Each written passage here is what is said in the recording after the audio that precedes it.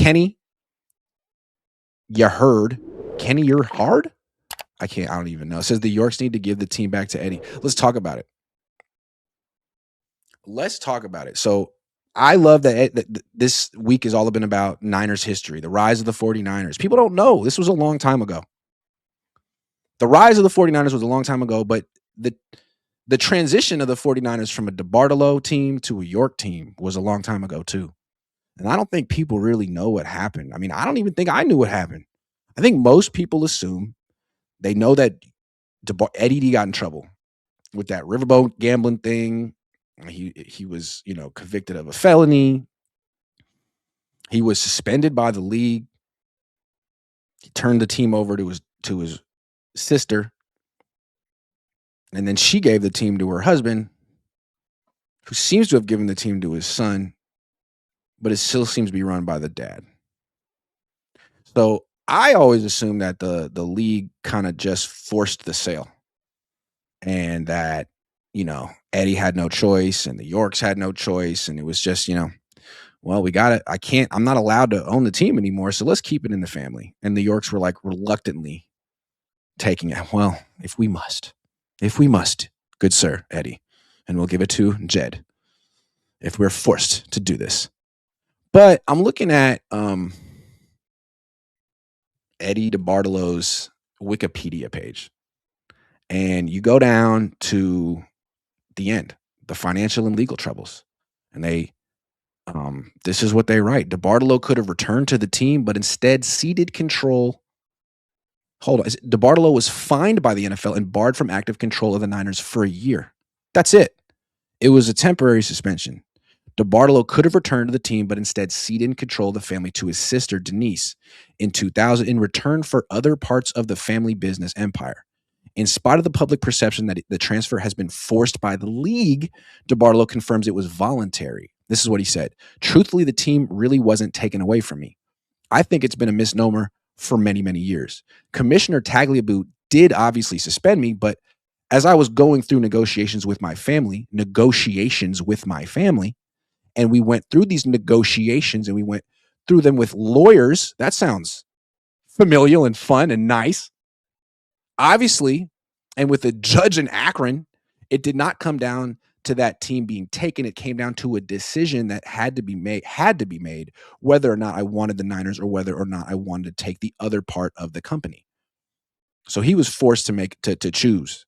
And I figured at that time, and my sister Denise York, who was involved totally, as was her family. I decided in that meeting in Akron, Ohio, that I thought it would be best that I took the other side, and my tenure with the Niners would end then and there. I don't know if that story's ever been told. It may have been, it may have not been, but it really was a choice. I figured there was more to do with my life at that time. I had succeeded and done a lot with the Niners. It meant the world to me, but I figured with my daughters and them getting older, and obviously with all of us getting older and having grandchildren at the time, and them planning on families, that it would be best for me to do what was best and be a good grandfather and be a good husband and dad and do it and do what I want to do and maybe travel a little bit and spend more time with my family. So, summary. The league didn't take the team from Eddie. Something happened in a negotiation with lawyers and judges between family members. What does that mean? I don't know. I'd like some clarification on that. I have no idea what that means. It kind of sounds like York took the team from Eddie. It does sound like the Yorks could give the team back to Eddie right now. It sounds like, it's a fact, right? The Yorks could give the team back to Eddie. They could have given him back to Eddie in 2001, but they didn't. And Eddie says he had to choose between the team and other assets, and he chose the other assets. Okay. Sounds like John York presented him with a pretty rough bargain, pretty tough negotiation. I don't know.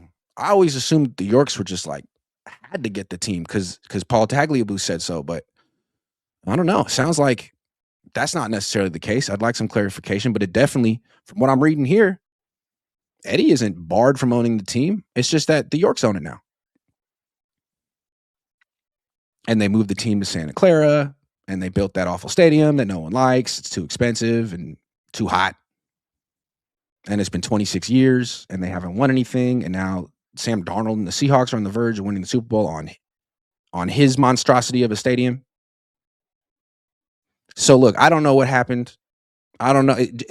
Eddie says like he just wanted to give the team away. Yeah, I didn't want to own it anymore. I could have taken it back. I just didn't feel like owning it anymore. So I just gave it over to my brother-in-law, who I love so dearly. Doesn't it sound like Hamlet? It sounds like Hamlet to me. You had Eddie running the Denmark, and then all of a sudden it's his brother-in-law. And Hamlet is his brother. I'm just saying. Sounds like something is rotten in Denmark. And Denmark is Santa Clara, not San Francisco. Something is definitely rotten in Denmark. And so what I would say, John, respectfully, give the team back to your brother-in-law. It's time. It's not your team. It's Eddie's team. He built this, not you. You don't deserve this team. Give it back. Everyone will love you if you give it back to Eddie. He'll bring the team back to San Francisco. It belongs to him. You are not the rightful owner of this franchise. Give it back. It's not too late. Because if you don't give it back, your legacy with this franchise will not be positive. You took the team from Eddie and you won nothing. And you moved the team to Santa Clara so Sam Darnold and the Seahawks could win a Super Bowl there. That's your legacy. Give it back. No one wants you to own this team. Everyone wants it to be Eddie. Eddie and Carmen need to run this team. You guys had it for 26 years. It was never rightfully yours. Enough is enough. Do the right thing. Of course, this will never happen. This is now a $9 billion franchise, and they're not going to hand it back over to Eddie, but they should. It doesn't belong to you, John. It's bigger than you. What you've done to this organization is a desecration. Levi's Stadium, Santa Clara, give it back. I implore you.